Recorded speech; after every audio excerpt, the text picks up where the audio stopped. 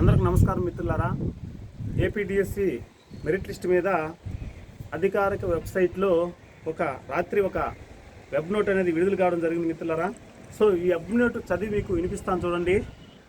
Mega DSC 2025 నియామక ప్రక్రియకు సంబంధించి విషయమై కొంతమంది వ్యక్తులు సోషల్ మీడియా మరియు ఇతర మార్గాల ద్వారా మార్పింగు, నకిలీ, నార్మలైజేషన్ స్కోర్లు మరియు తప్పుడు టీచర్ నియామక ఉత్తర్వులు తయారు చేసి ప్రసారం చేస్తున్నారని ప్రభుత్వం దృష్టికి రావడం జరిగింది.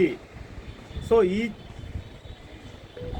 ఈ చర్యలు అభ్యర్థులను తప్పుదోవ పట్టించడమే కాకుండా అనవసరమైన భయం కలిగించడం మరియు నియామక ప్రక్రియ యొక్క పారదర్శకతను దెబ్బతీయాలనే ఆలోచనతో ఉద్దేశపూర్వకంగా ఉపాధ్యాయ నియామకాల ప్రక్రియ ఆటంకం కలిగించాలనే ఉద్దేశంతో చేస్తున్నట్లు తెలియజేస్తున్నది. అంటే అర్థం ఏంటి?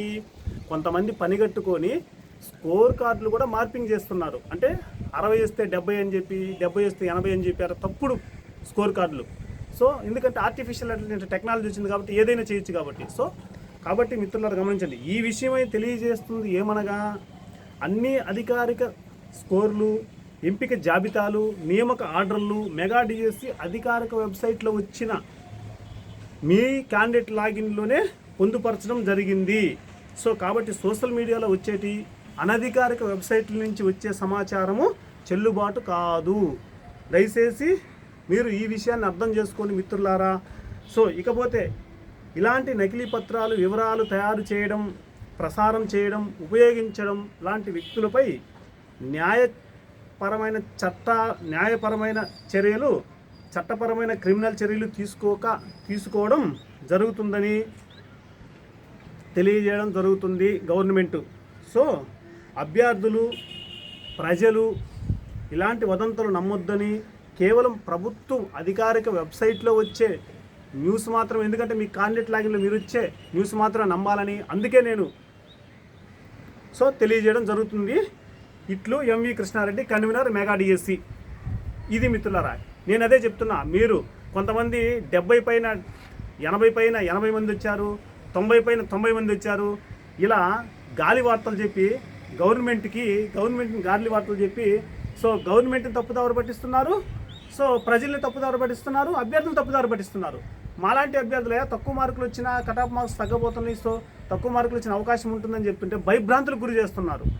దయచేసి మిత్రులారా, మీ విషయాన్ని ఎవరు కూడా ఆందోళన పడగాకండి. గవర్నమెంట్ ఫైనల్ మెరిట్ లిస్ట్ ఇచ్చేదాకా వెయిట్ చేయండి.